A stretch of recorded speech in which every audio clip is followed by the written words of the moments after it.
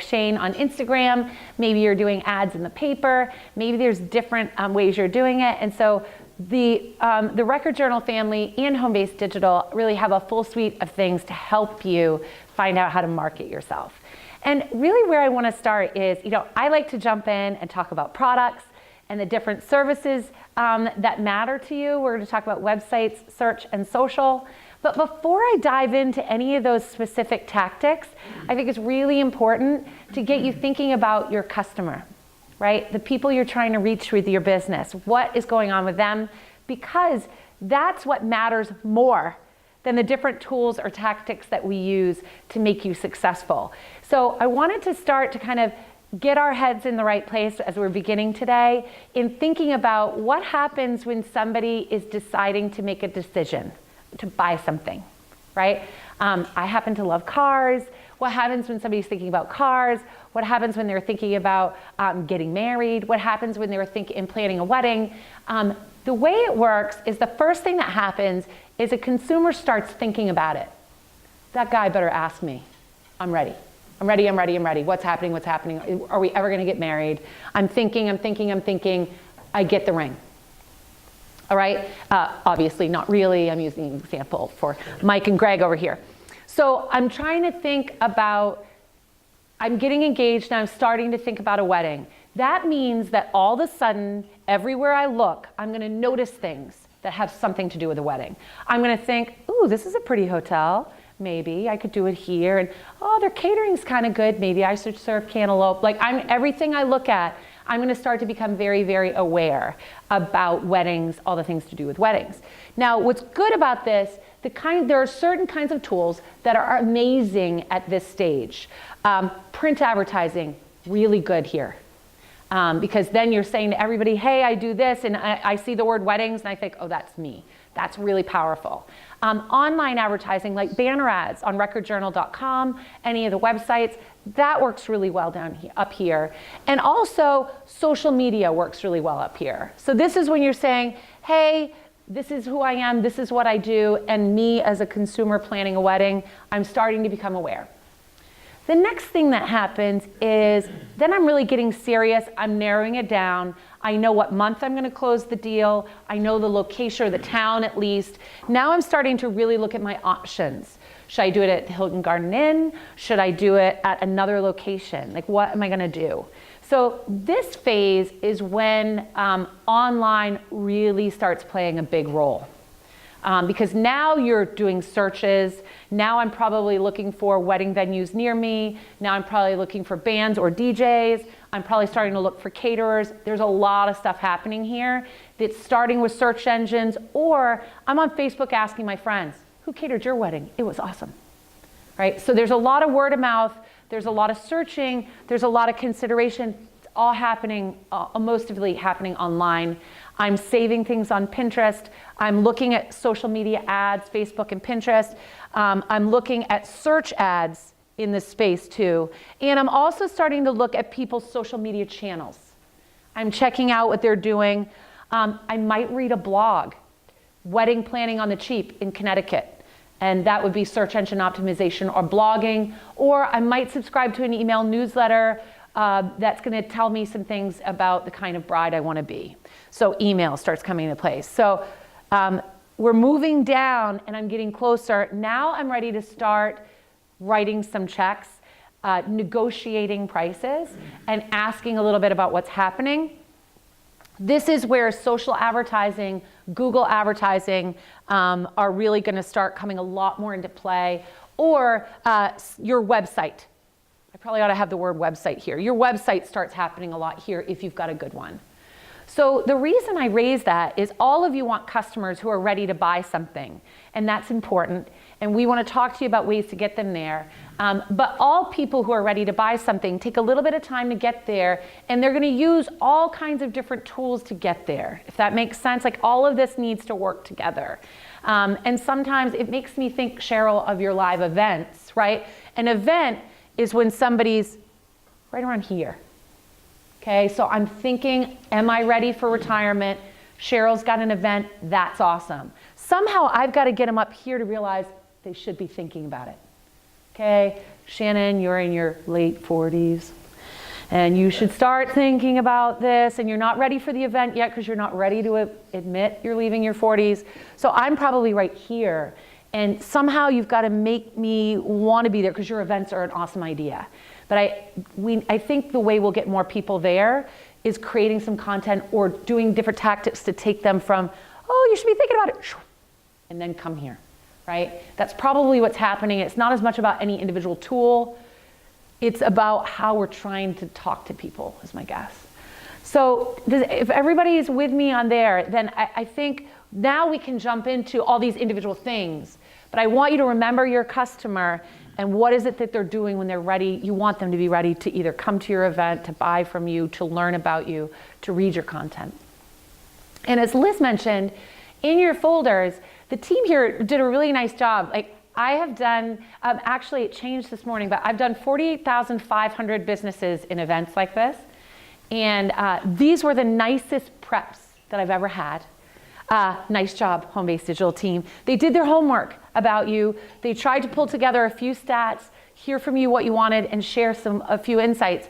We also ran digital audits for all of you that aren't in the folders, mostly because we want to explain to you what they are and what they're telling you, because they score you from 0 to 100%. Many of you are doing really well, but we just want to make sure you understand what they are. So if you want your digital audit, all you have to do is meet with one of the Homebase Digital team. They'll give it to you and explain it to you. And in today's session, I'll show you what's in it so you can know if that's something you're interested in or not. But it's essentially going to walk you through several different aspects of your business. We've got here, it's going to cover digital advertising and score you on digital advertising. It's going to tell you about your top 10 organic search keywords and some traffic trends in search, like what are the people searching for when they think about you, and what should you be thinking about. It's going to tell you how you're performing in local search, like in compared to all the other organizations like you in this area here, which is important. We're going to look at reputation management, which is anybody leaving reviews about you? Is this something you should be concerned about? How are you performing there? And social media. It'll say out of people in your industry, here's how you're ranking in several different channels in social. Gives you a good sense of what you're doing right and where there may be some opportunities, or how your website's performing well, or where there may be some things you want to look at. Last thing it's going to look at is page speed. And when we talk about websites, you're going to see how important it is that your website's fast. It's going to measure you on a desktop and mobile. And you'll see here for this particular person, it was very different. And in a few minutes, you'll learn what that means. So if you're interested in what this is about you, just let one of the folks from the Homebase Digital team know, and we'll make sure we set up time to give it to you and just spend a couple minutes walking you through it. So you can take all the stuff that you learned today, apply it to your own business, and then know what might be the most important thing for you to do next. So before I jump in really quickly to all the different tools and solutions and ideas for you, I wanted to just try to set the stage also that the way people consume information is very different now. It is a highly distracted world. People are very focused on their electronics. They are learning information all day long from multiple sources. I happen to be a Patriots fan, and I have season tickets to the Patriots, and I am very, very serious about tailgating and what's going on with my boys in blue. So I used to be a fan of, I used to read the Boston Herald, because I love the section, I love the sports section. There was a good writer at the Globe I would get interested in. And so I'd follow them online on boston.com. And I had several different things that I would consume to make sure I was keeping up and staying on top of my game so I can compete with the boys that I tailgate with. But now, if something's going on with the Patriots, I'm getting it all day long. Like my phone, Google literally alerts me on the front screen of my phone because I have a Google phone, any trades that are going on. Like, it's happening all day long. So what that means for you is, if you have something to say, you can reach me in a lot of ways. It also says it's not just the Patriots or Bob Ryan or some columnist somewhere who can tell me about the Patriots. Lots of people do. But the bad news is people are very easily distracted. Like, no one in this picture is looking up. This is a picture I took in an airline lounge. Nobody's looking up. People will sit on the floor just to get power to their electronic devices because that's much more important than their comfort or their pants. And nobody's eating or drinking. And frankly, once you get in here, you get free food and drink, actually. I don't know if any of you go to airline lounges. Not one person's interested. We're all just going to keep up with our peeps on our screens. So you need to know that no matter how you're advertising, whether your ads in the newspaper, whether you have a brochure, whether you have an event, whether you're using online tools, you got to work a whole lot harder to get one of these people to look up or look at your stuff. And what they're looking at are things that matter to them. So when you want to speak to your audience, you are tailoring what you're doing to me. Instead of saying, hi, I'm Shannon, I sell this, call me at this number. That's not how marketing works anymore. And that's true of your print ads, it's true of your brochure, it's true of all the web stuff we're going to talk about today.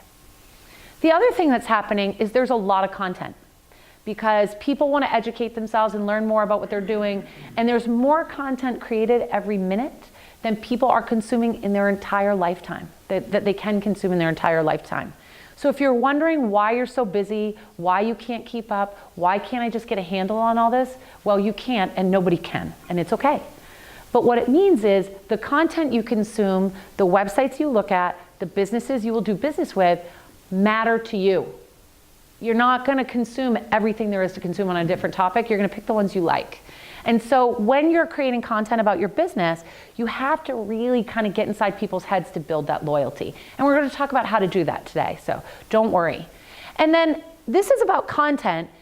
This is some stats on what happens on a lot of the web tools that I'm going to talk to you about. So in 1 minute, Netflix has 6,944 hours watched. Like that's what's happening on a minute by minute basis. There's just under $1 million spent online. There are 41.6 million messages sent, 188 million emails sent. So it's not just content. There's just a lot going on all the time. And so we really need you to stand out in that environment and know how to talk to your customers in a way that will make them remember who you are. Now, I should mention that if you're interested in a copy of today's presentation, just let one of those of us at the Homebase Digital team know. Give them your card. They'll email it to you because there's a lot more on this slide than I can walk you through. But it's really about thinking, okay, how are we going to reach our audience? How can I take them from awareness down to ready to buy something? What tools am I going to use in the middle? So let's also talk about how are consumers behaving. I don't think it would surprise any of you that 95% of millennials are using online tools and expect customer service that way. Millennials aren't going to call your 1-800 number. They're going to message you on Facebook. They're going to message you on Messenger. They're going to tweet at you. They might hit contact us on your website if you have a good website, but maybe not. So they expect customer service that way. So make sure that you're not just broadcasting what you do, but that you're prepared to interact with them in that way. Shane, you're going to get messages on direct messages or comments on Instagram. Hey, when's the class? And you have to be prepared to interact with them because that's how it's going to come. I don't think that's going to be a surprise, but I want you to know it's not just kids. So 70% of people ages 45 to 60 expect you to answer them on at least 3 social networks. So when I started my business 10 years ago. I started helping small businesses 10 years ago. And back then, we would make everybody have presences on several social networks so that they could be found. And back then, that was really how you distinguished a business. Like, I'm a real business. I've got a Twitter channel. I've got a Facebook channel. Now I will tell you, even that people expect a lot of customer service on multiple networks, only be where you're going to actually answer people.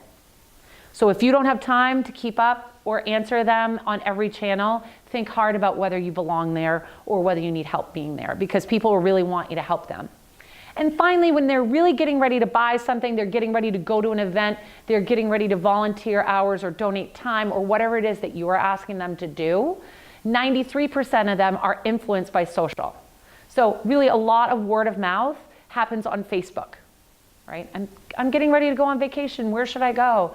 I'm getting ready to list my house. Who should I list it with? Who did you use for this? Who did you use for that? all day long, you will see these conversations happening. And really, when you think about it, like my grandmother used to take Sunday drives. And she loved her Sunday drives. She and my grandfather got dressed up.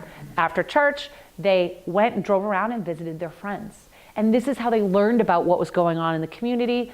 This is how they exchanged information, gave each other recommendations. And that was an important part of their experience, particularly early in their marriage. When she was 94, she surprised me and joined Facebook by herself. And I was speaking at one of these things on Vegas. My phone started to ring in Vegas. My phone started to ring, and I didn't know what it was going on. My dad calls me, "Did you put Nanny on Facebook?" And I was like, "I thought you did it." And so he's like, "I'll go see her. I hope some." He was thinking somebody's broken in and they're hurting my nanny. He walks in there and she's like, "I joined the Facebook by myself." Right? And what it was she was so sick of us all at the dinner table talking about stuff that she didn't know what it was.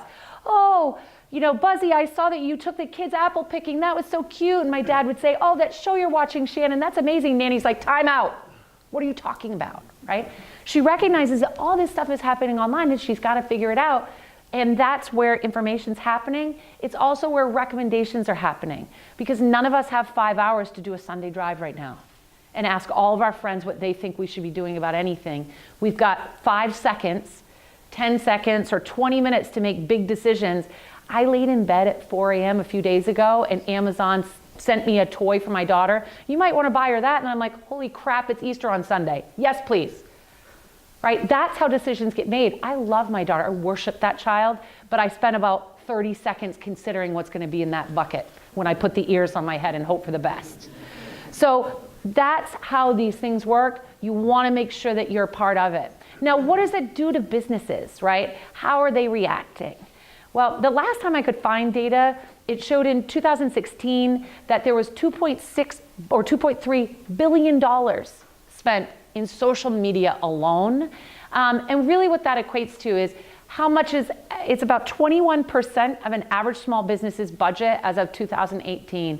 So 21% of somebody's budget is a lot of money, right? That's more than TV, more than radio, more than Yellow Pages, is going to social media alone. 96% of SMB, by the way, is small and medium business. Sorry, it's a nerdy acronym. 96% of small and medium-sized businesses are using social media. 91 are on Facebook. And what's really grown very quickly is, as of 2018, 78% of businesses have paid at some point. They're either boosting a post to make more people know about their event, or they are buying an ad of some kind. And that is a big change in my business, because when I started, not everybody even used Facebook. Now almost everybody uses it, and they're starting to write checks. And it's become a very big thing. Right now, 1 out of every $5 spent on advertising worldwide goes to Google and Facebook, 2 companies. So that is a big shift than what it used to be even just a few years ago, last time I was here. And what are they spending on the most? Like, where do small and medium-sized businesses need the most help? Fastest growing sector is, please help me manage my channels, because I spend a lot of time on it and it doesn't make me any money. So social media management, do this for me or with me. Fastest growing segment, it's growing about 247% right now on that. And when you ask businesses, okay, out of everything you spent money on last year, where are you going to spend more this year? Social, SEO, advertising, like the ads, especially if the ads that like follow people around, retargeting, or I only want people in this building, which would be geofencing. Those are very popular. Then you've got email, content marketing. This is when I'm teaching people and trying to get them go from the middle of the funnel to the bottom of the funnel. Like, you really should be considering me. A lot of that's happening between these two. And then print, and then none is where they're increasing. So for the average business, like when I see businesses, I get so excited talking to people about what they do and what makes them passionate and what also provides a life for them and their families. And it's really overwhelming. Like, I got into this business because I used to work with Google and Facebook, and making them rich is fun, but I really want to help small businesses make money. Like, this is where I get excited. I love meeting you guys. But as much as you have all this power, all these tools, this is the result. Like, it's confusing, it's overwhelming. I could do a million things. Where do I start? I don't know where to spend my money. So today, my mission is to try to help you with that. And we're gonna look at 5 things you need to know for your website, 5 things you need to know about search engines, because a lot of people have questions about it, and a lot of people get preyed on by people who promise to make them show up #1 on Google. So I tend to meet people who have been burned there before, and I want to make it simple for you. And then finally, we're going to talk about social media, because that tends to be where a lot of you have questions and are trying it and aren't sure if it's working. Now, please don't be shy and interrupt me if you want to know what this means for your business at any given time. But we'll start with your website. And many of you shared with me that you've got some new websites coming. A couple of you have recently launched websites. Some of you have websites that someone else gives you and you put the content in. So I'm going to try to give each of you something to use in terms of what you should be thinking about with your websites. If you have any questions, let me know. But the 5 things I'm going to talk to you about are design and what you should care about. I'm going to look at search engine optimization, or SEO, and what you need to know, because there's a lot that we can do to you to help make your site show up well, but some of it needs to be in your site itself. We're going to look at content and calls to action, like how are you helping people buy something, think about you, do something.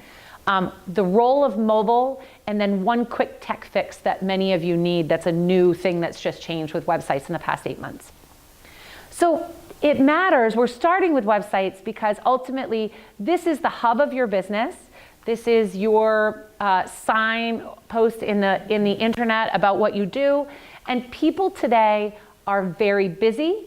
They're easily distracted. They have short attention spans, and they want to have a good experience on your website. So on the attention span thing, the average American in the United States, the average person today in the United States has an attention span of 8 seconds. 8 seconds. That's down from 12 seconds just 10 years ago. So it's going downward quickly. And when you think about 8 seconds, if you want to know if that's a long time, a goldfish will pay attention to you for 9 seconds. So if you're thinking, I'm just not communicating with my teenager, I don't know what's up, your fish will look at you at least 1 more second longer.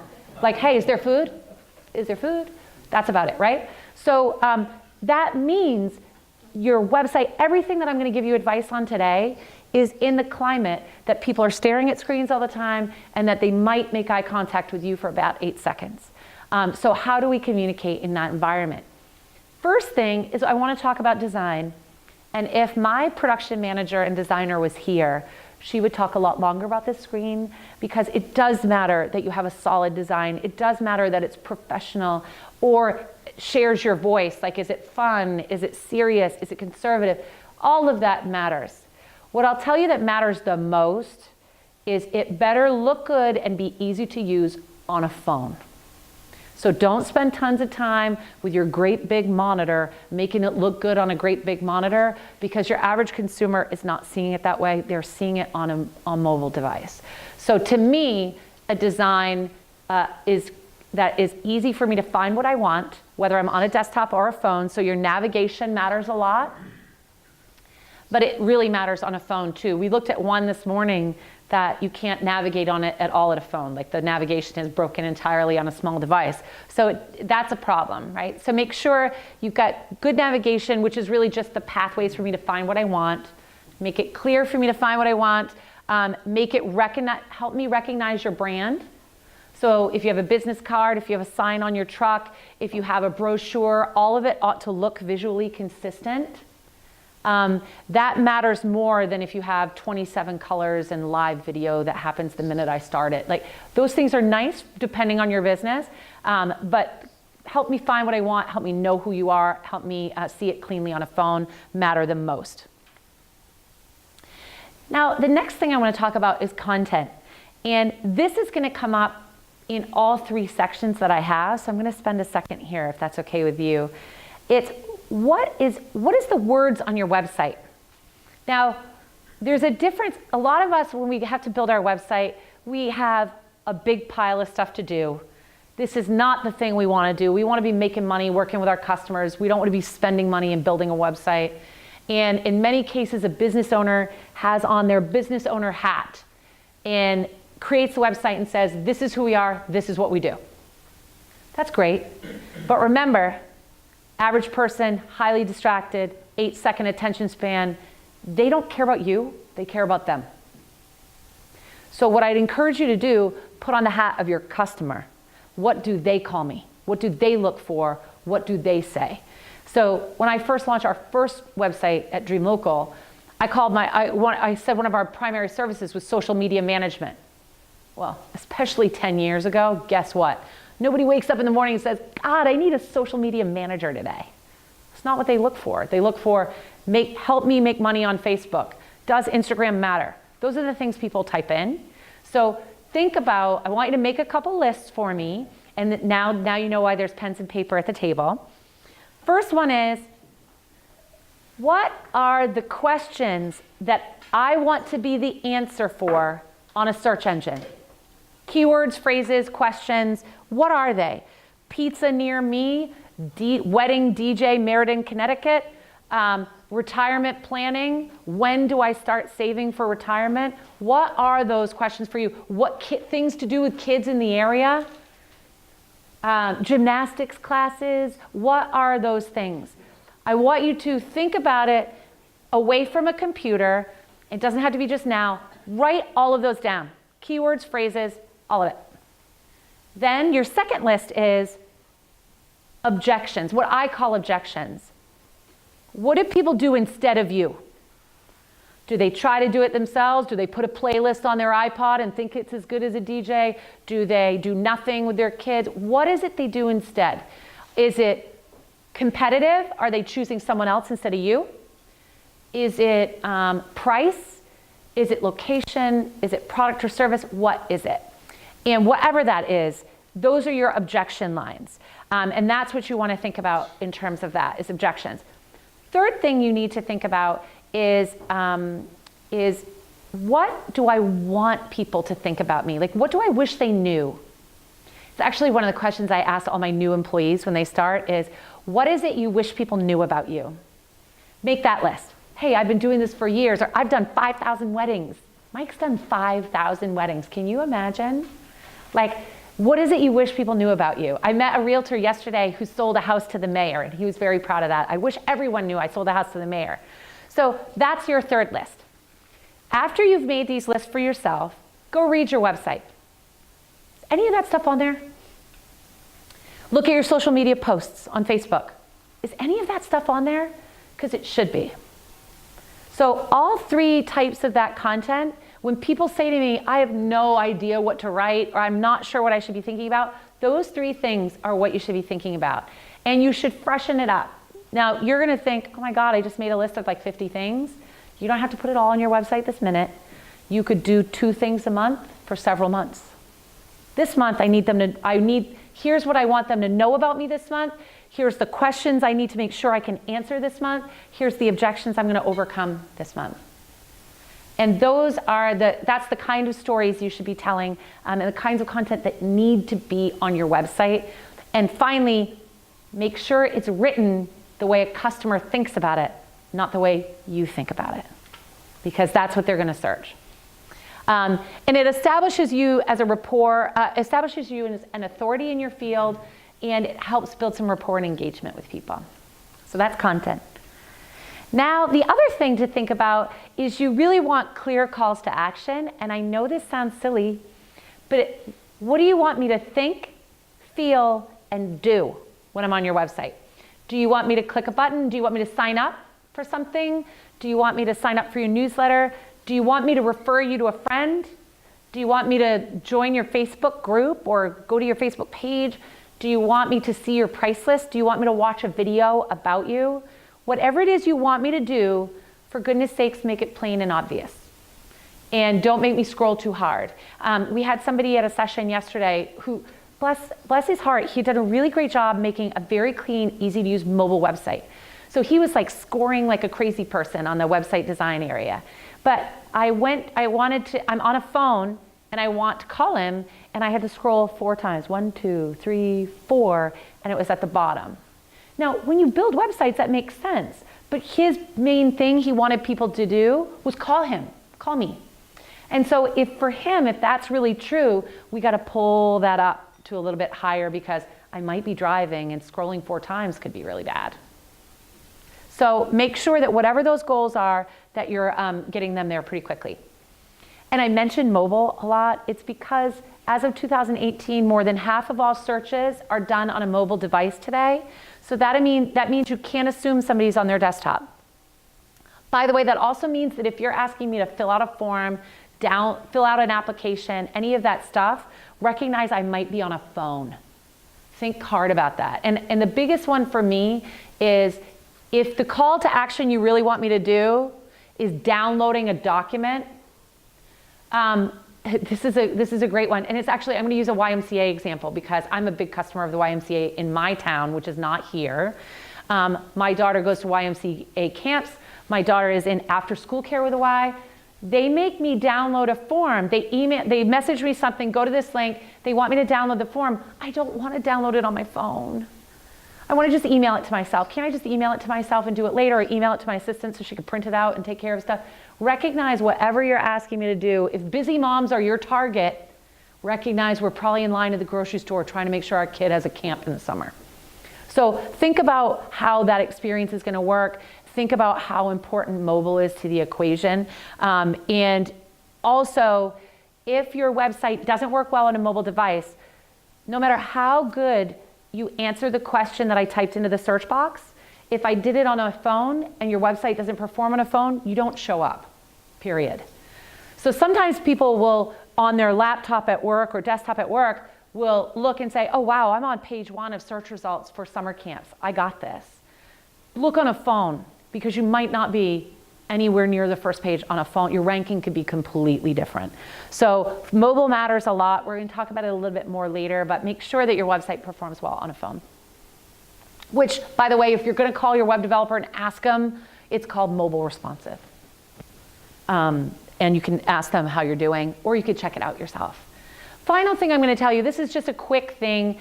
If anybody tells you that they're going to your website and they get this weird warning and they don't know what it is, it might be that your site lacks a certificate, a security certificate. You used to only have to put these on websites that were taking money, transactions. So all e-commerce sites have always had this. It makes sure that somebody can't steal your credit card when you're typing it in, right? But there's been so much fraud, so many people trying to steal people's money, a lot of phishing going on, that Google, Facebook, and Apple all started blocking websites, no matter what you do, that don't have this certificate. It's a couple $100, or depending on who your web developer is, it might be part of the package. Most charge a little bit for it. Just find out if you have it. Quick way to know is either you'll see a warning, or right up here, your website is either going to be HTTP or HTTPS. The S means it's secure. So just check that out. For you, if you need help with it, just let anybody here know. They can tell you or your developer really quickly how to fix the problem. Okay. Yes? For HTTPS, we don't actually sell anything right on our website. Right. If they're buying something and entering information, they're then taken to a secure site. Do we have to have our website secure? Because you have a security certificate on part of it, you're covered. So Facebook, Apple, and Google look at that and they see you as having one, even if you don't use it throughout the whole site. That's fine. Okay, so if we're linking to a different... Mm-hmm. But it's part of your website. It's part of the YMCA experience, so you're all covered. Okay. Yep. Thanks, Sally. It's Yes. my understanding that it enhances your search engine position as well. It sure does, Mike. Look at you over there. Look at you. I love it. So there's an advantage to it. There is an advantage to it. And sometimes if you have somebody who has a really old browser, like if any of your audience might have not updated technology, old browsers, they're really likely to call you and say something silly like, your site's down. And you'll pull it up on yours and say, no, it isn't. And they'll say, I can't get there. There's probably something like this going on, right? And it could be that whatever they're doing is getting blocked because they just can't see it. Apple in particular tries to control everything really tightly, and so you could have Apple users saying it's not working. So I just look at it, ask your developer if you think there's a problem, or ask one of our team and we can quickly tell you.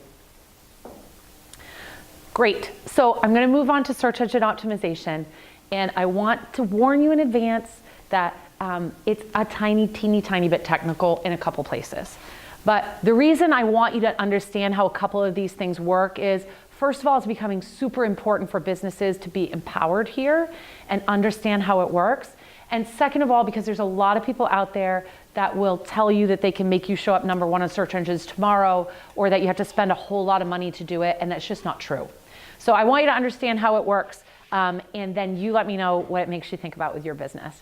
And it really matters because the majority of people, it's like 97% of people, are searching for websites and trying to find businesses online, and it's local, right? One of the biggest growing types of searches, almost now, ends in the words near me, right? So I'm talking to my phone, kids events near me, pizza near me. I'm trying to find something near me.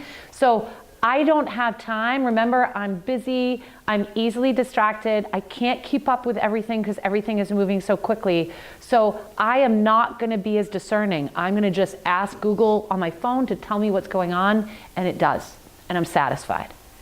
Like when I started cars.com, I spent a disgusting amount of money to get Edmunds car reviews and New York Times car reviews. Because back when we launched that website, which was the late 90s, back then people thought the internet was the Wild West, and I wasn't a real authority or a credible site if you couldn't read that stuff. And in fact, the first 5 years of cars.com, the average consumer read more than 30 pages on our website before they sent a lead for a car. Today, a soccer mom's gonna look at that website for about 6 minutes, she's in, out. Like, I'm narrowing it down. Which minivan is going to let me do this and have the door go up in the back, and I'm ready, right? They don't want to know what a guy at the New York Times thinks about a minivan. They want to know what another mom who's hauling 5 kids around but wants to try to look sort of cool thinks, right? So that's a very different experience in terms of how searching works. Now I want to know as quick as I can. And because of that, it also means we're not going to go through many pages of search results. So I'm not going to look for minivan near me and then look at Google for a long time. 90% of people don't go past the first page. 75% won't scroll. That's scary, right? So when you make your list of things you want to show up on, or the answers to the question in the box that you want to be, prioritize for yourself which ones matter the most. And try hard to focus on showing up here. This one is hair salon, Meriden, Connecticut, right? I need a hair salon in Meriden, Connecticut. This is probably a pretty important one for these people to show up on. And mobile matters. If the website doesn't work, then we're out. So the 5 things I'm going to tell you about, and don't worry if the words don't make sense, because you can have a copy of the deck and I'll explain what they are. But we're going to look at your URLs, keyword schema, optimizing for speed, which is super important, search or task accomplishment, did the person find what they were looking for, and the final one is how to be yourself and make that help everything work for you. So the first one, crawlable, accessible URLs. I know this sounds nerdy, but what this really is, all this is the address box at the top of the website. And the idea is, does what happens in that bar make sense to you as a human? So let's say I want to read an article today. It's a great day here, and I want to go to recordjournal.com and look for a story about the weather today. So I go to recordjournal.com, I hit something about weather, and I want the weather in Meriden. Like, this is something that I'm going to look at. So you would hope that the URL structure would be something like recordjournal.com/weather/Meriden.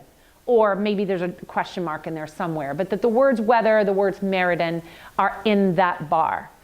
If your website does that, like if there is some rational structure, or ymca.summercamps.gymnastics / something like that, if you as a human understand what's happening up there, Google understands what's happening up there. And because it has to return a result in a nanosecond, sometimes it cheats and it's not going to read your whole page. It's going to read that line up there and think, they've got gymnastics camps. Great, that's what the user wants. Bing. Now, not all of you can control this. Not all of you are in a position that that's something you can do, but it is a clue for you if your website isn't showing up well on search, you're concerned about it, or our digital audit for you tells you that you have a problem. That's one quick thing to look at for a signal, because Google's trying to categorize things really, really, really quickly, and it likes to find the fastest way to get there, and your URL is one.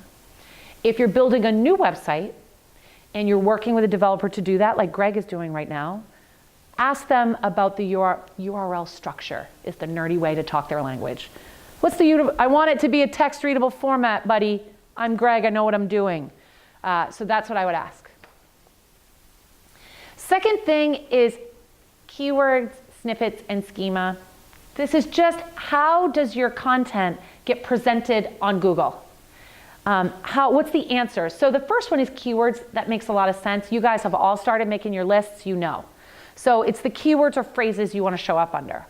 The second one is how is it delivered? And some of you sell things that can easily be pulled out into buckets, like events.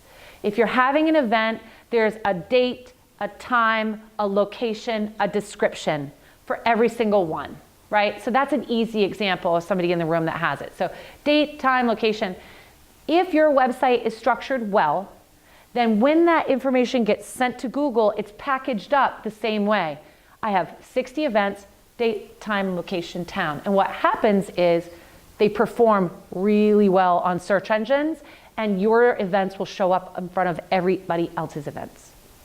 This doesn't matter to all of you. It's if you're selling a product, selling a lot of a product, like we have one client, Olympia Sports, where we have 200 stores and we're selling sneakers everywhere. We make sure that we're providing the sneakers to Google just the way they want it so that it shows up high. And in some cases, I'm competing against Nike. I want you to see me before Nike, so I have to make sure that I'm really making it show up really well. If you have a lot of products, a lot of events, that's something you can ask your developer about, or you can have us look at your website. We'd be happy to answer you. Last one is snippet. This one matters a lot to those of you who, like Greg, are getting a new website, because your developer is going to want to skip this part. And the reason he's going to want to skip this part is because it requires a one-sentence explanation on your site for that keyword. And he doesn't want to write that, and he's not going to call Greg and ask. But here's what happens. So this example, I looked for Portland, Maine concerts, was the search I did. And here's somebody who has a good snippet. Portland, Maine live music shows. Here's what the snippet is. It's the sentence describing it.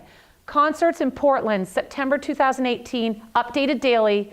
Comprehensive list of Portland concerts plus free personalized alerts for concerts in Portland, Maine. It's just one sentence that describes it.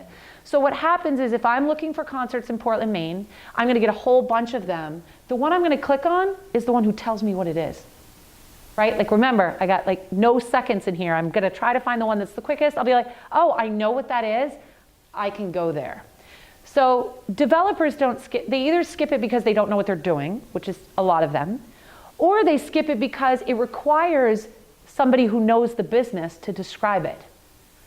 And so talk to your developers or talk to our team, and we can look at your website. We could tell you how it's structured and help you.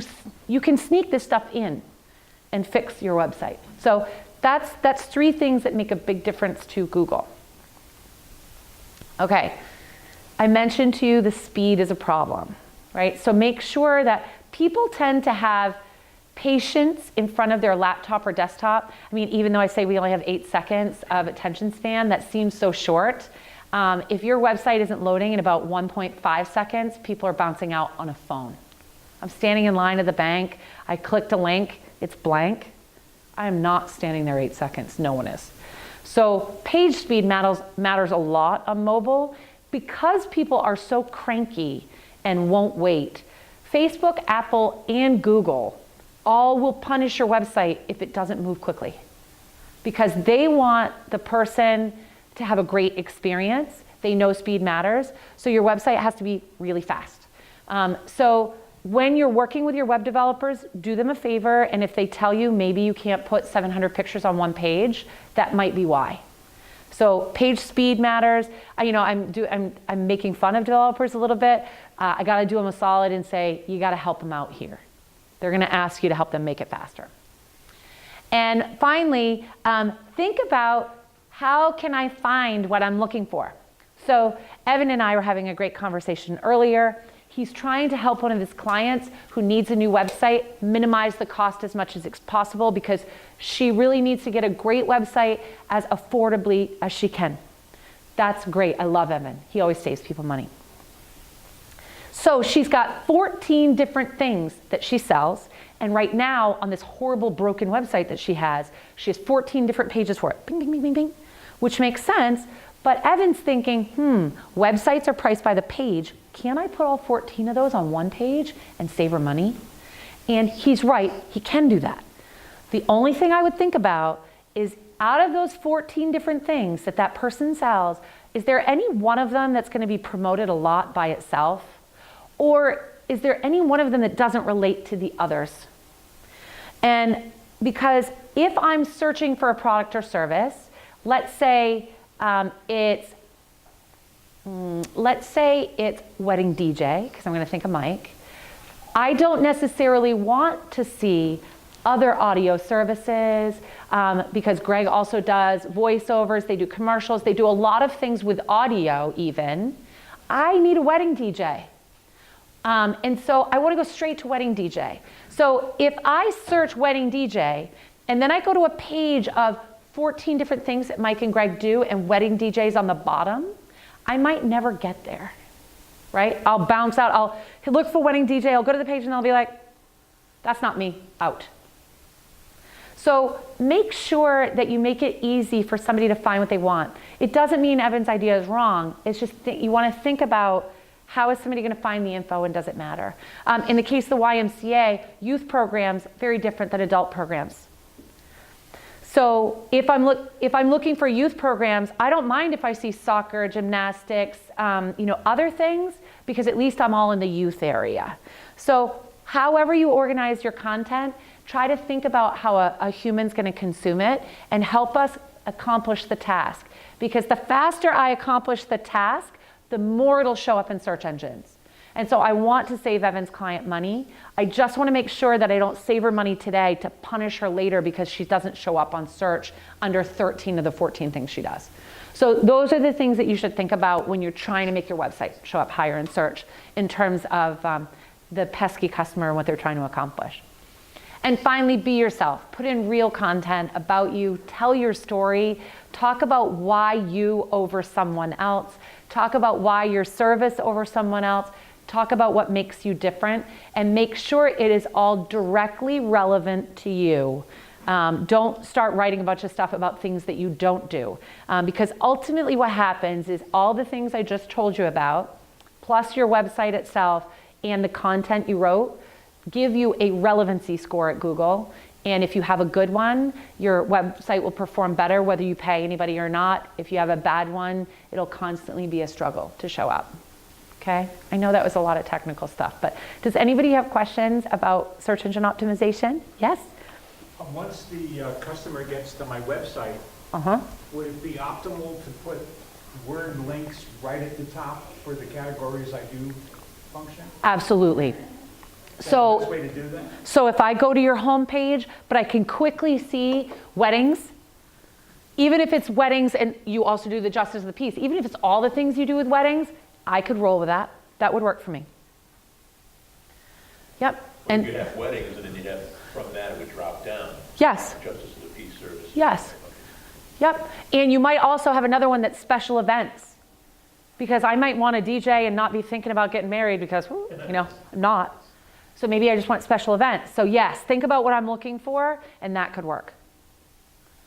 Anybody else have anything? Okay. All right, now I'm going to talk about social media, which I did get a bunch of questions from all of you, and I want to just look at my questions really quick and make sure I don't miss any. Okay, yep, okay. So social media, we're going to look at the different channels and which one's the right one for you, and I'm not going to tell you you have to be on all of them. I'm going to tell you, you have to be where your customer is. So I'd encourage each of you right now, just for a quick second, picture your ideal customer in your head. Now, there's two kinds of customers I'm going to ask you about. First one is your ideal customer. I want more of this person. This person spends the most money, or this person refers me to the most other people. This one is prominent and talks to lots of people. This one buys my most profitable product or service. This one is low maintenance, whatever it is for you. That's your ideal customer. Then there is your target customer. I'm targeting all women. I'm targeting everybody engaged. I'm targeting everybody who's ready to retire, right? A lot of people only think about the target, and that's fine. But I have a lot of opportunity to attract, influence the ideal if I know who it is. Marketing online is so much different than marketing offline, is I can really start narrowing it down. So you should have in your head all the time, two people in mind, target, ideal. So let's think about what's the best channel for them. You want a professionally designed page. I think that's kind of a no-brainer for everybody. Engaging content matters a lot. We'll talk a little bit more of that. I'm going to show you a couple examples of that.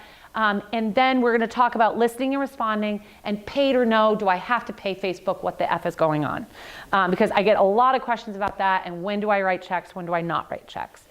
And as I said, the majority of people are researching content about products online or businesses online first, and 93% of them are influenced by social, even if they're buying something offline. I'm buying a house, I'm buying a car, I'm going to go see someone. It doesn't all mean e-commerce. So we want to make sure that you're there and you're in the right space. So in terms of channels, you need to be where your audience is. You don't need to be everywhere. We have plenty of clients that we have on 5 or 6 social networks, plus more like Angie's List or Groupon or TripAdvisor or Yelp. We have people in a lot of places, but I think the key thing for you is to think about where you can be the most successful, where you can impact people the most, start there, and then decide where to expand.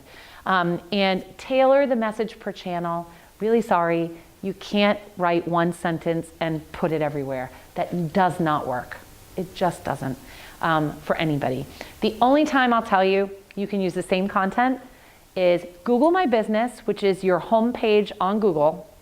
I use the same content as Facebook and add in a little bit of search optimized keywords.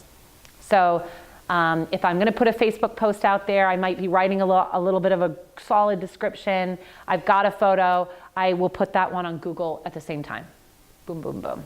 But generally, you can't put the same stuff everywhere. So here's a little bit about the channels so you know. Biggest one is Facebook. 91% of businesses are here. It's got about 2.23 billion people here. They also own Messenger, which is 1.2 billion, and you can place ads there, and they work really well. And they also own WhatsApp, which is much more popular outside of the United States, another 1.4 billion. Yes? Sorry, I interrupted because you said we could. You can. Yeah, so let's just go back like 20. And your audience is totes there, Shane. Yeah, so Instagram, I create content. Instagram, there's a lot of Yes. potential clients are youth, but also their parents. He's targeting ages 3 to 23. And their parents. And their parents. They usually don't have a wallet. So with my content, there's a button down below Instagram that says post to Shades That Coaching My Business Page associated with Facebook.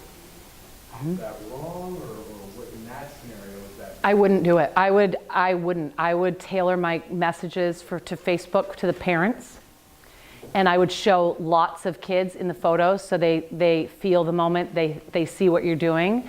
On Insta, I'd use a really compelling image with a young girl in it. Why the genders? Because it attracts both girls and boys. Girls want to see themselves and their friends. Boys want to see girls. It's just the way they work. I literally have sat by a pool and watched a group of 15 to 18-year-old girls spend 30 minutes taking pictures of themselves. 30 minutes. Literally, I had 2 beers. I'm like, this can't still be happening. Straight up, they're like, and then they look at it, they show their friends, they're all like, try it again. it goes on and on and on. And I'm imagining when you're thinking 3 to 23, that a lot of them are sort of in that, 14 to 17 range. Selfie, selfie, selfie, selfie, right? On Facebook, parents would see that and be annoyed, right? So I would do it differently. I would have them separate. I really would. So average age on Facebook is 38. They have about 200 friends, but in some cases, especially for Shane, he's going to find people with a lot more than 200 friends.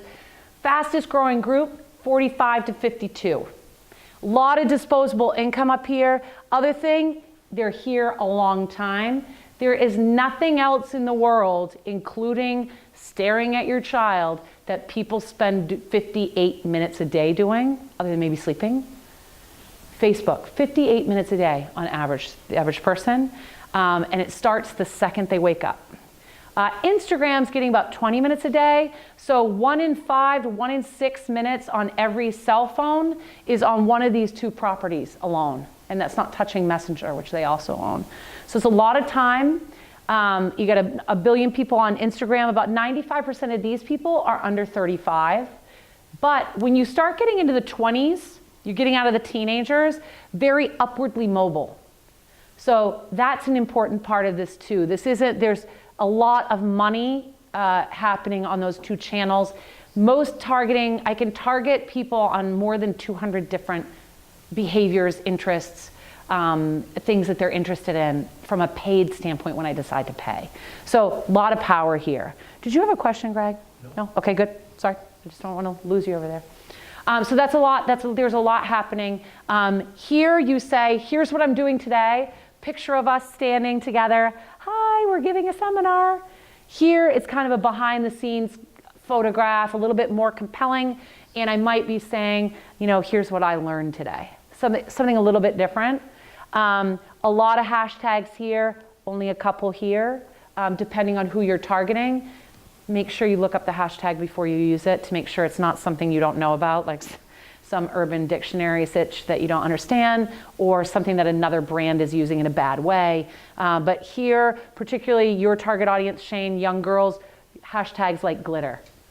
Saturday, Sunday fun day, whatever, right? Like they just will eat it up. Twitter, global search engine, right? If you're not sure about Twitter, you're not sure if it's right for you, see if there's other people on that channel. I don't put everyone here. It works incredibly powerfully for some people. One of the things that you can do here is listen. For anybody, good example is I have an event that we represent. It's a festival. And so if anybody posts on Twitter that they've landed at the airport in my town during the month that the event is going on, we'll write them, hey, welcome to Rockland, Maine. Make sure you come see us at the Maine Lobster Festival, August 2 through 5. I can't remember the dates. 2019, we'd love to have you. Link to the site. And actually my airport, my home airport, Portland, Maine, every time I post that I'm there, they wait until it's the way back. I'll post that I'm there. They always write, welcome home, Shannon. Every time.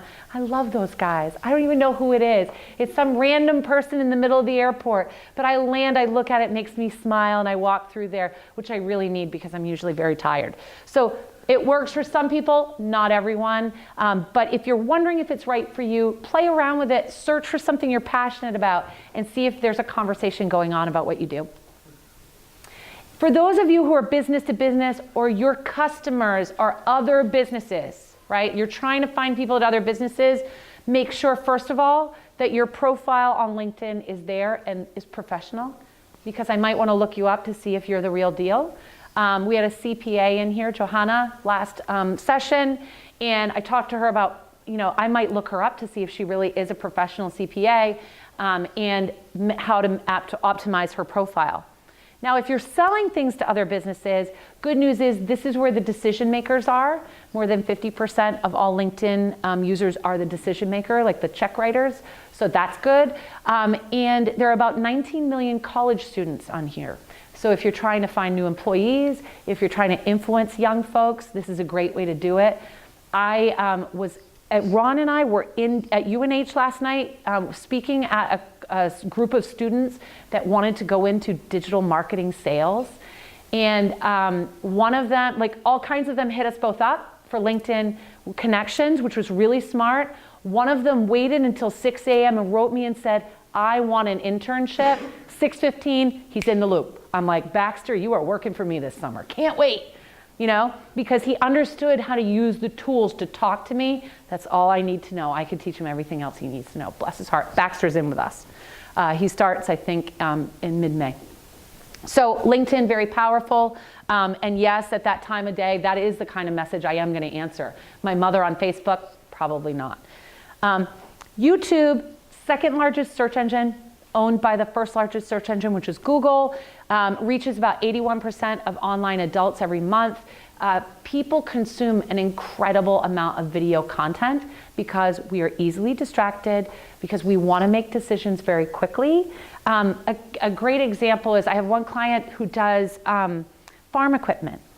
And they had all these great blog posts on their site, because I do tell them to make their lists, about how to take care of and maintain some of this equipment. Because some of this equipment is really expensive. Like, they have this lawnmower that's $10,000. I gotta be honest, like, I just soon pay somebody to mow my lawn. Like, I don't wanna spend that much money, but the guy that does mow my lawn has one. And so I said, what made you want to buy this thing? Like, how did you know you could invest that much? And he said he watched a video that showed him how much faster he could mow my lawn. And that it literally showed him how to measure the square footage of a lawn and say, if it takes you an hour and 10 minutes to do Shannon's lawn, we can get you in and out in 20, you can do 3 lawns with it. He watches that, he's like right up there writing the check. And to his credit, it's working. They also have a video to show him how to clean it and repair it. Because then he's thinking, $10,000, my goodness, can I do it? And he watches a video on their YouTube channel on how to clean it, maintain it, and take care of that egregiously expensive lawnmower. So YouTube matters a lot. Finally, Pinterest. If your customer cares about, first of all, if your customer is a woman and likes to make lists, which is all of us. If you're selling something that's about activities, children, food, weddings, the house, the hair I wish I had, the clothes I wish I could afford, the exercises I wish I had time to do, the books I want to read, the vacations I want to take, the second home I want, we are saving all of that on Pinterest. Good news about people on Pinterest, we are not price sensitive. This is not where you put sale this weekend, because that's not how it works. We're not price sensitive. We're aspiring to something, which also means very long tail. Don't put content here that has a shelf life of some kind. You could have a product that goes out of stock, but you certainly don't want to be like, this is only available in the month of April. That's not really what Pinterest is about. If you're trying to reach those people, it can be very, very powerful. Things to do here are also DIY, which is top search thing for men. DIY and auto is the top search for men. Also, help me educate myself. So 5 things to think about when choosing a summer camp for your child. 4 ways to know when you're ready for retirement. This stuff, you should make sure that the content on your website can be pinned and that you should put it here. I also will tell you, posting less frequently here, no problem. We don't expect to see new content every single day from you. We only expect to see the right content here. Okay?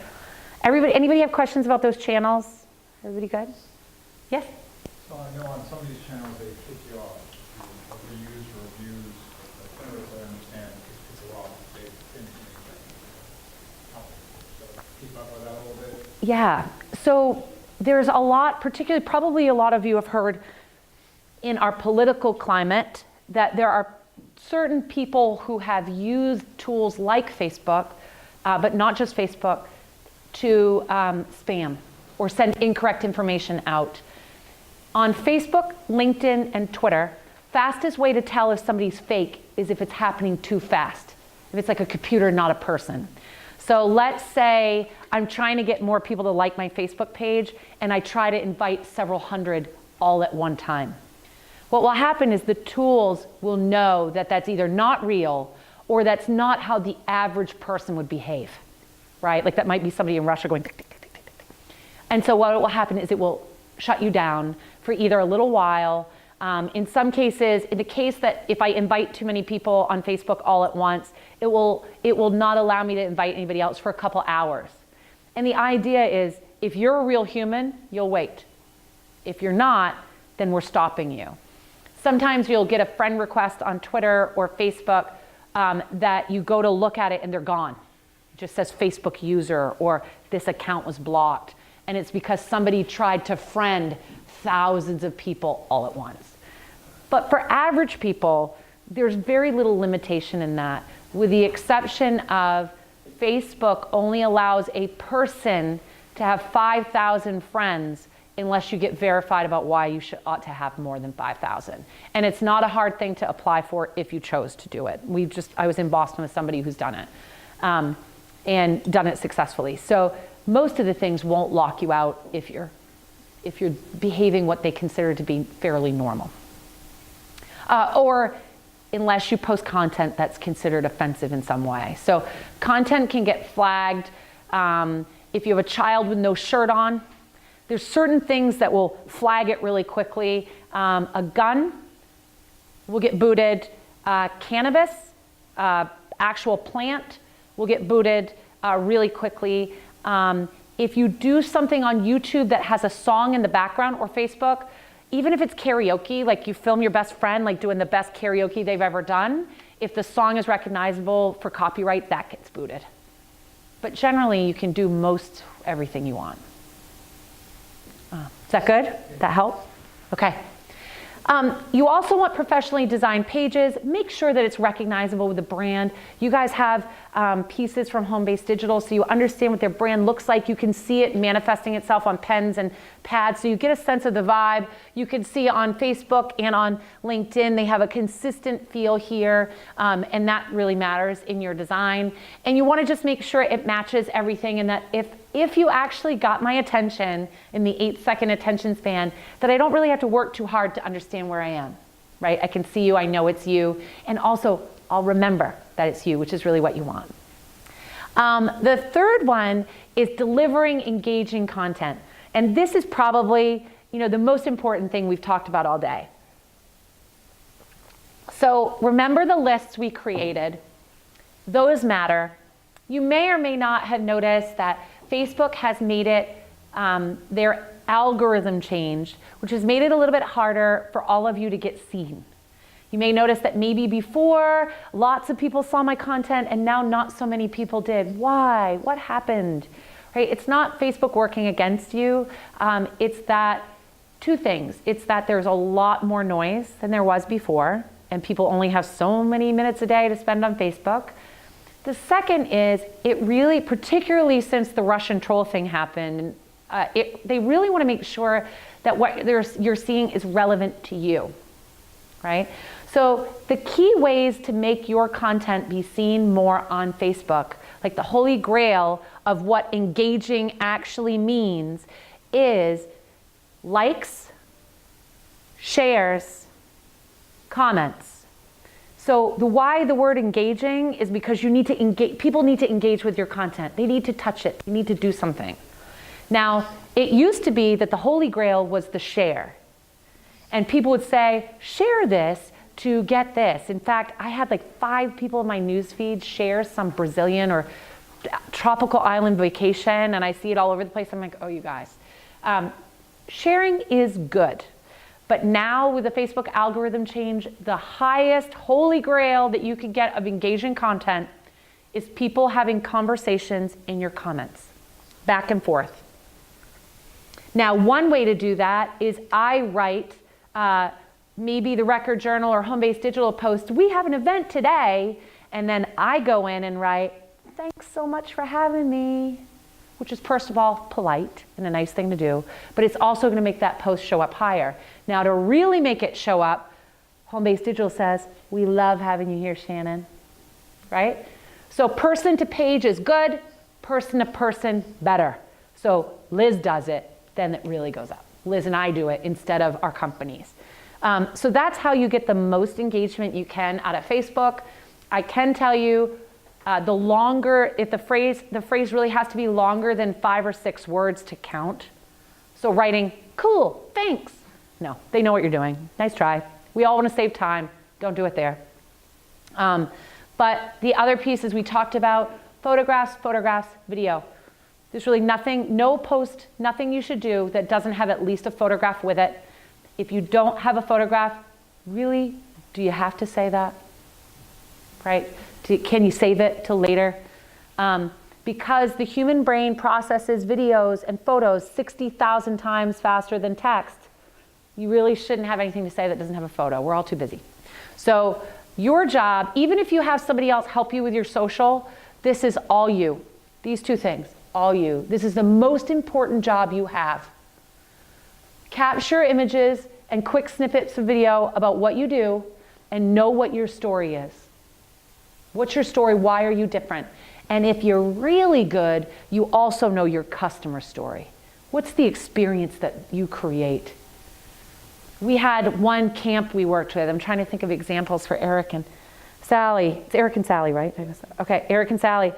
We had one camp that we worked with that we interviewed campers, and they were young. They were really young. So of course you have, first of all, you get a waiver that the parents are okay. It's going to be on social. Where we asked the same 4 questions every time. So it was like, what's your name? How old are you? What school do you go to? Why do you love this camp? And there'd be kids on there that'd be like, hi, I'm Dylan. I'm 7 and I'm from Rockland and I ride horses. And they get so excited, right? And then the next kid talks about soccer and the next kid talks about this.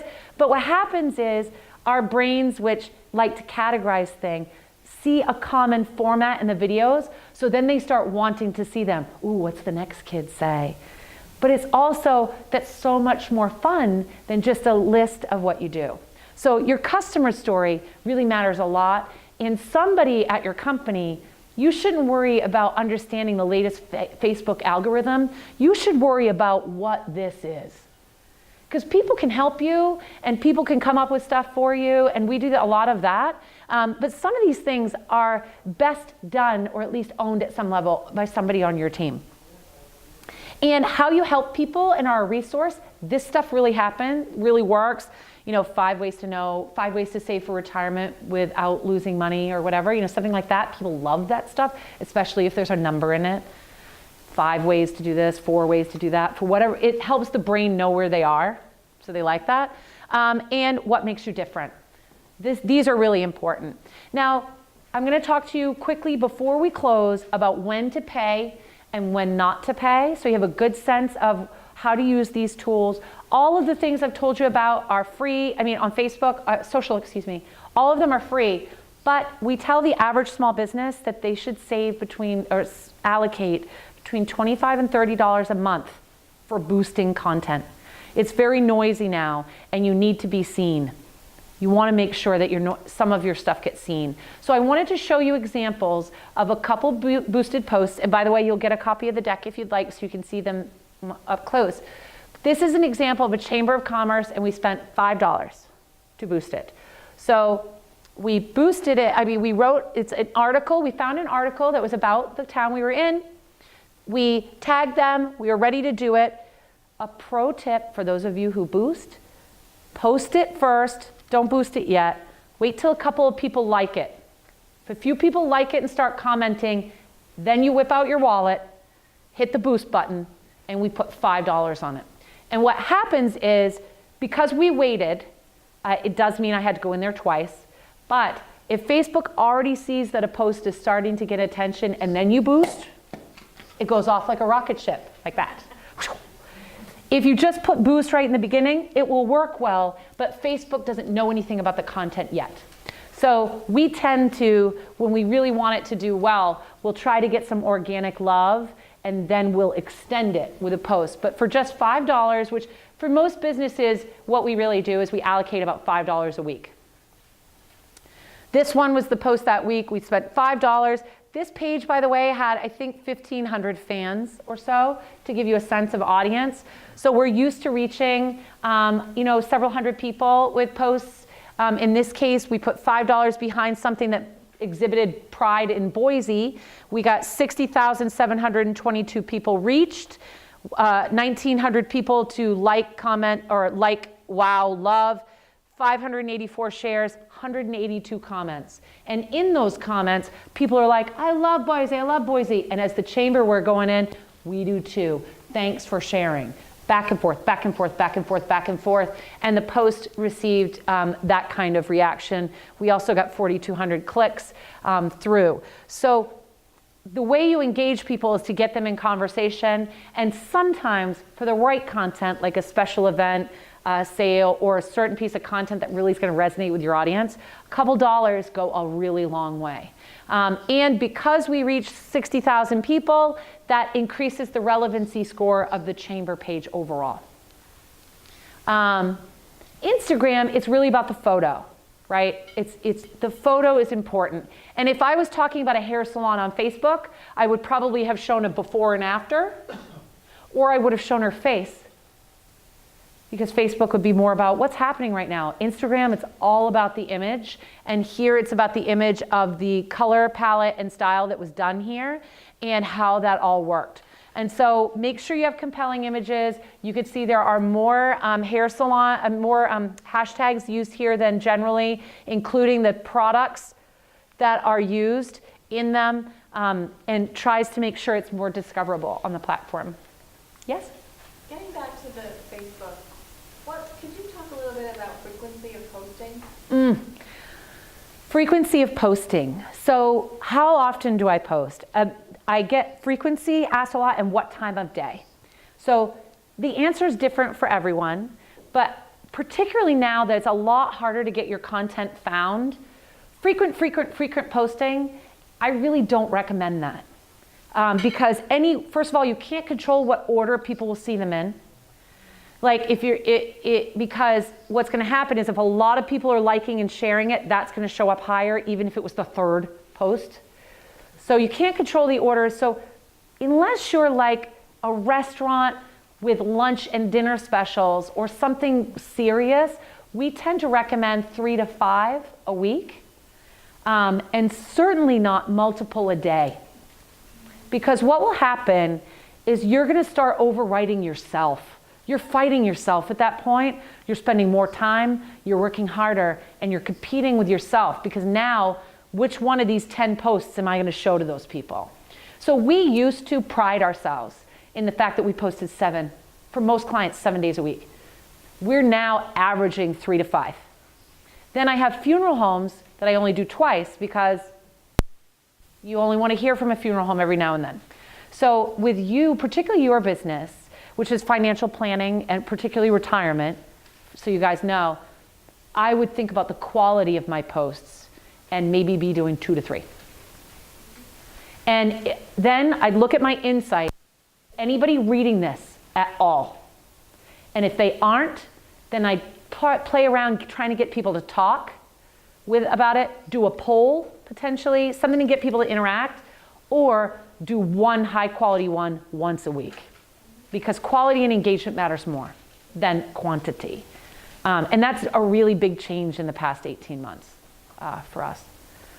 Anybody else have questions about any of that? Okay.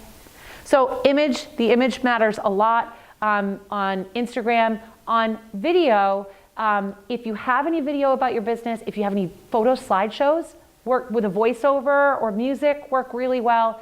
Don't just save them for Facebook or your website, put them on YouTube as well. And for those of you who made your lists, this is an example of a client I did the list with.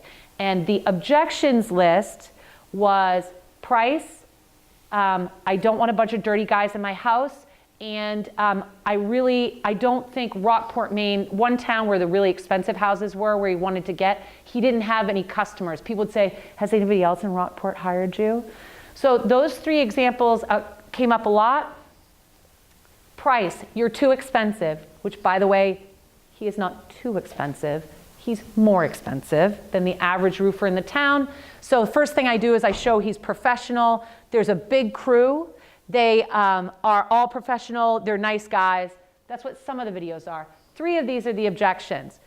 You're more expensive. I have the chief financial officer of the hospital in our town talking about why he chose Horch Roofing. This guy knows how to count money, okay? So that was one. Eric Waters explains the 3 reasons why he chose Horch Roofing. Second one is, nobody in Rockport, Maine bought from you. This is Connie Russell. He runs the Samoset Resort, and thousands of people in the Mid-Coast know who he is. His house in Rockport was there. Connie Russell discusses why he chose Horch Roofing. Third one was, I'm a woman. I don't want these creepy, dirty guys in my house. This is Kate. She lives in Camden. She owns a business there that is very well known. And customer testimonial, I made her answer questions about how safe she felt in her home with those guys around. And she did a really great job. So that's an example of the list strategy, and you can find them on YouTube under Horch Roofing. Yes? For customer testimonials, how long do you recommend them to be? And then other videos, how long? If it's like, 5 tips of home buying or something. Are That's you awesome. having 5 minutes here of content or a minute, minute and a half? So if I'm on Facebook, for example, which is a really great place to put content, or if I'm not sure where it's going to go, it could go multiple places, I start with 90 seconds. How much can you do in 90 seconds? If it's a really compelling thing to say, my next answer would be 3 minutes. In the case of Kate Bates, this one is longer. It's 3, it's 2:59. One of them is, no, they're all long. This one went longer than the other ones because she answered, she just kept saying, and they were so professional, and they cleaned their feet and didn't track dirt through my house, and. So this one is 2:59, just under 3. Eric, money, these people are quick, 1:58. Connie, I'm in Rockport, it's all good, 2:26. I very rarely am special enough to be more than 3 minutes, unless I'm showing you how to do something, a process. If you want to do like tips on home buying, in real estate, it's a huge opportunity for you to differentiate yourself with yourself, right? So, hey, here's my view on the neighborhood. Hey, this is me, I'm outside of the school district. Did you know that the schools here in Meriden are highest ranked for blank and blank, and that this is what that means to your tax base, or your view on the community? And what do people want to know? How safe is Meriden? Are home prices, is home values going up? Whatever it is, 90 seconds or less, you saying that frequently is better than a fancy video that's longer. So you can buy little tripods at Staples for like 12 bucks. I have one that will wrap around this or wrap around anything, and I'll just be like, hey. Another thing you can do is webinar software like Zoom. Zoom.com is free. You can use your laptop, start a video call with yourself, and hit record, upload the file. That's how I do mine. Webinar software. Because the audio is good. I use a little headset. The audio is decent. It's better than a cell phone with me being awkward or using my tripod hanging off a tree or something. I just look right at the camera's right on me, and that tends to work really well.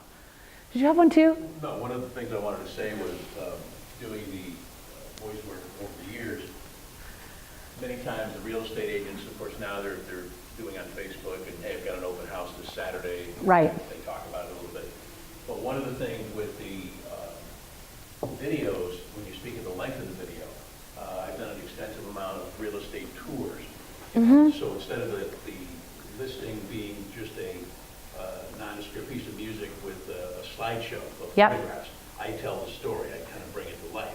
Yeah. And we do those, and typically 2 to 3 minutes max. Max. Now, if it's a palatial place that needs a little bit more story to be told, well then, we can, lengthen it a little bit. But for the Yeah. most part, it's 2 to 3 minutes, because the people looking at it, you're going to lose them after that point. Right, no matter how amazing it is, unless it's like Tom Brady's house or something we all want to see.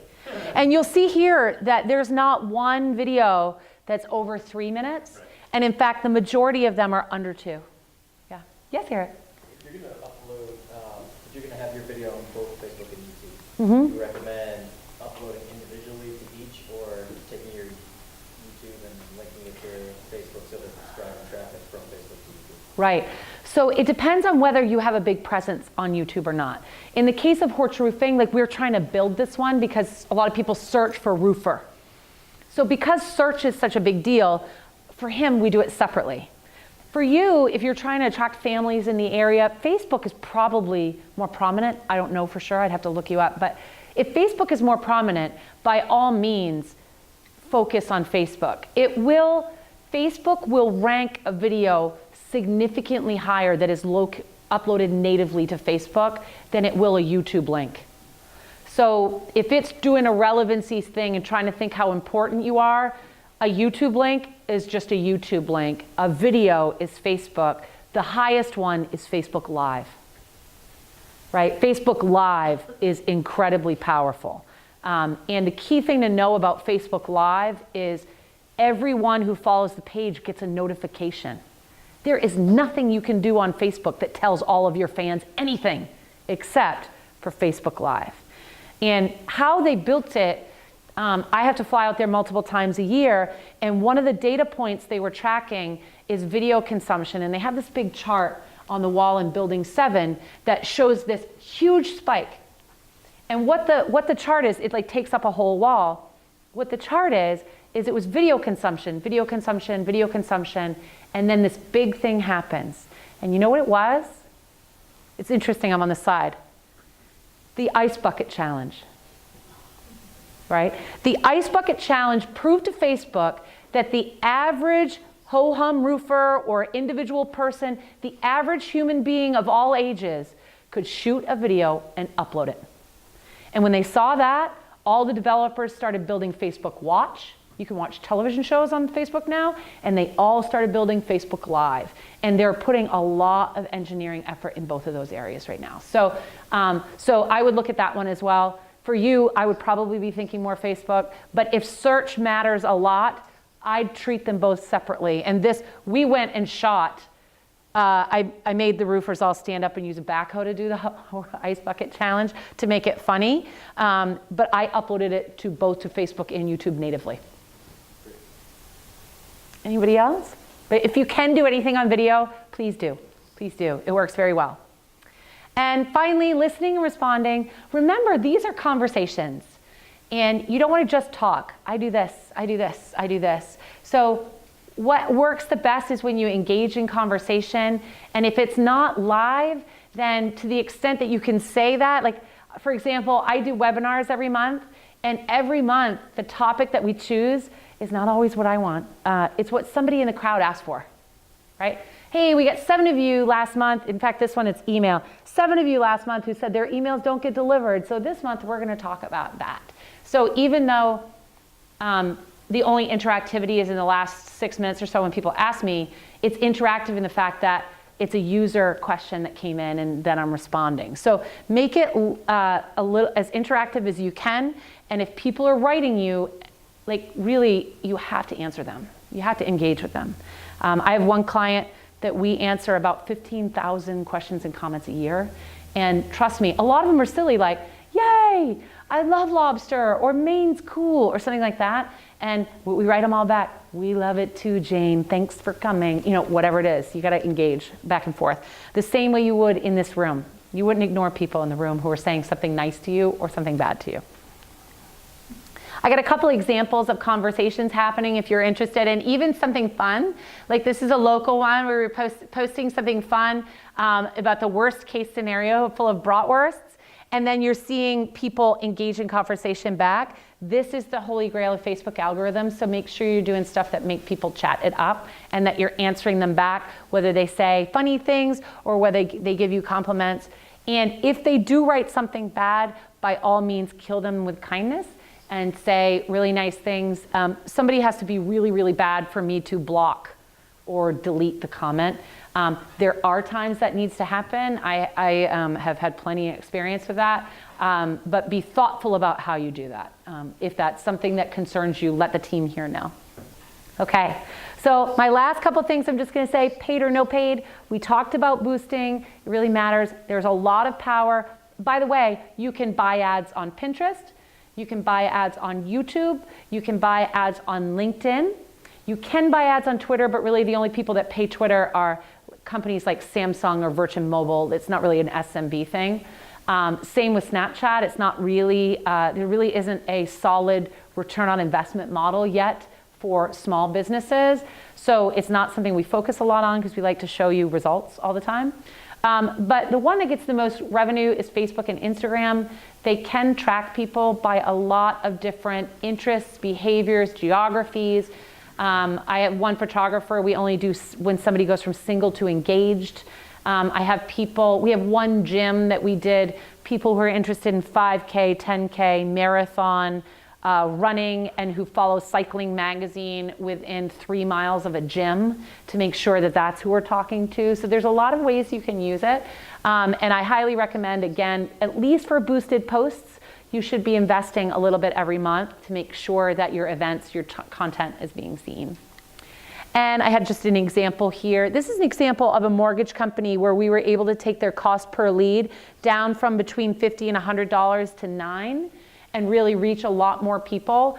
So really my message here is if you know what you're doing, and if you guys really think about your target audience and your ideal audience, the more you sort of get your head in the game there, the more effective these will be. Because the final thing I'll tell you about Facebook and Instagram versus say buying a Google ad for say real estate near me. Google, the more people that want that word, the more expensive it is. It's a straight auction model. So, single family or residential real estate Meriden, Connecticut is cheaper than residential real estate Connecticut, right? Like it's just kind of it makes sense, right? And the more realtors fighting for that word, the more it will cost, even though it's, essentially going to produce the same result. Facebook and Instagram, the more targeted you are, the more precise you get, my ideal customer is this. And the more that your message or your photograph appeal to me as the target audience, the cheaper your ad is and the better it works. So that's a reverse auction model.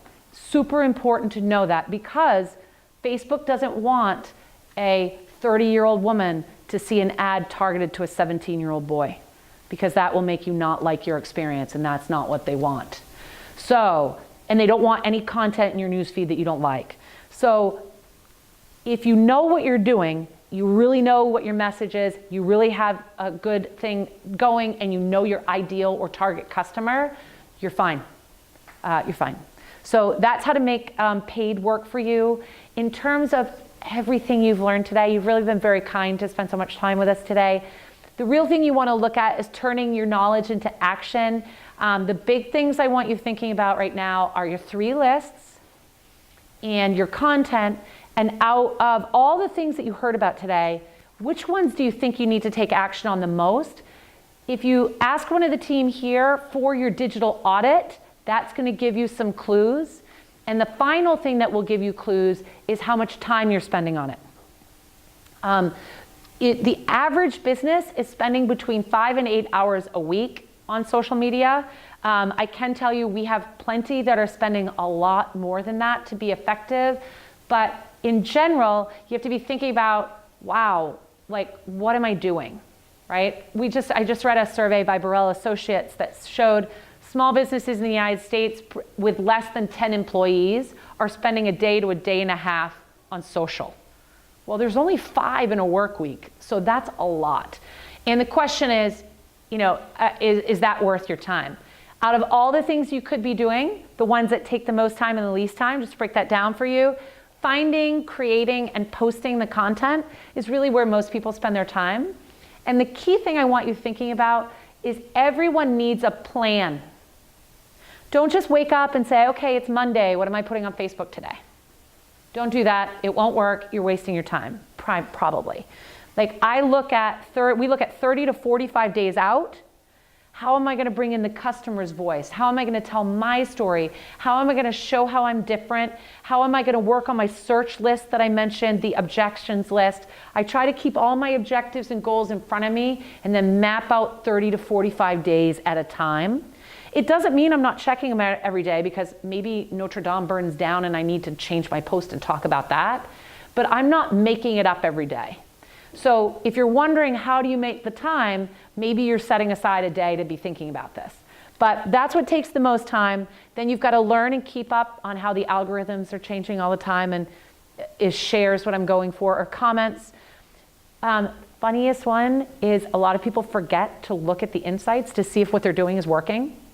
If you're spending a bunch of time on it, you better know, is it working? And pick a metric, pick something and measure it every month, because what you measure moves, right? Is it how many people engage in my content? Is it how many comments I got? Is it, did I get a new lead? Pick something you want to measure and start doing it to make sure that the time you're spending is worth it. And if you hire somebody else to help you, make sure that they're proud enough to show you every single month what they are doing to earn your business. Scoping out your competition and responding to questions. That's really the things that you need to set aside time for. So I know you've spent a lot of time with us. If you need any help with this stuff, the team here can help you, and here are their happy faces. Make sure you come and find one of us to get the audit. And is there anything else you want to say, Liz, before we open it up? So Victoria is out at the table out there. If you do want to make a follow-up appointment, we're very lucky that Shannon and Ron are going to be here all day tomorrow too, so they can visit you. So we'd be happy to do that, or we can make a follow-up appointment in the next week for the customized digital audit. So, or actually right after this, so we have time too. We'll be right here. Great. Anybody have questions before we close? Thanks, Liz. Yes? I do. So we've dealt with, over the past few years, competitors putting down reviews or comments, or if they're leaving their family or their kids or whoever. And I've always responded and said, sorry, so-and-so, we don't see you as a customer in our system, blah, blah, blah, but if there's anything that I can do, please let me know. That's great. Okay. But how, what are other things that you can do to get those fake reviews or fake news off from these pages? Because that's something that I can't seem to handle. It's really common. Did everybody hear what's happening? So she's got somebody commenting, it's a competitor or someone like writing things. You've hit the nail on the head with, sorry, we don't see you as a customer in our system. Or I had somebody in here earlier that it was like, he's like, we haven't done any back treatments this year. Like something that obviously refutes what they're saying and then kills them with kindness. The other thing that works really well to stop it in the tracks is giving a phone number.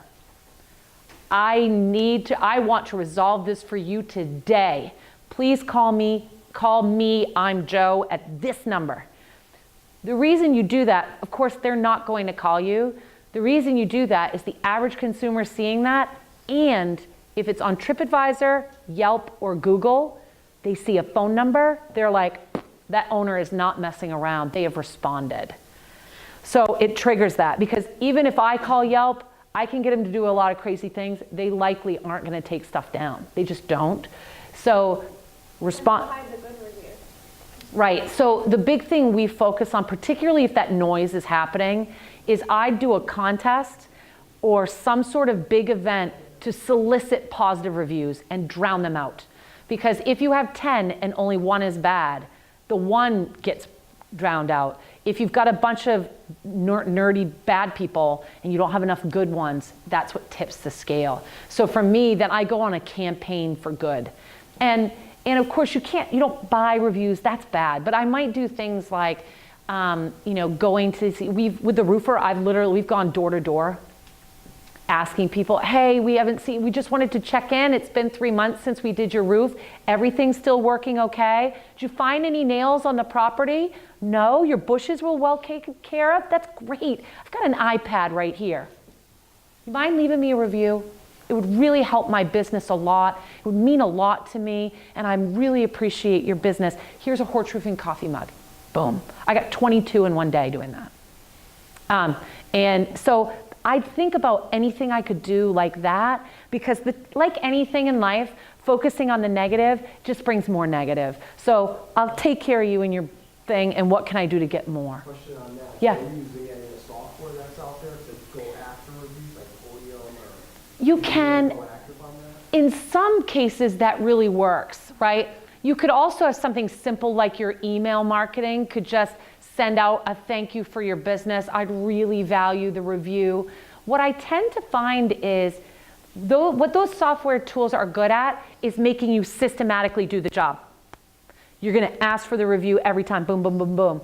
But when it really matters to me, like if I'm in a pickle like she is, the face-to-face, the president calling, you calling and saying, God, it would mean a lot to me if you could just take 5 minutes. That's going to get you the caliber review you want. One of the women in the house has actually said, honey, I'll go make you some tea. Do you just want to write it for me? I love that Peter Horch guy. He's the best. I'm like, okay, allow me, right? And be prepared for those moments too. Or like in the case of a couple of the people I showed in the videos, they said, I liked a lot of things about that experience. What ones do you want me to stress the most? Well, did they take care of the property okay? Did they make you feel safe? Was the price value? Did you find the value? And you just say one word and then they start doing what you want. So I think it's great if you look at tools like that because it shows you're committed to getting the reviews. I'd also say what's important is you're committed to getting them however you do it. And if you have invoices, if you have follow-ups, if you have anything, make sure that they are all working towards that. That help a little bit? I wish I could tell you there's ways to delete them, but there isn't. Yes?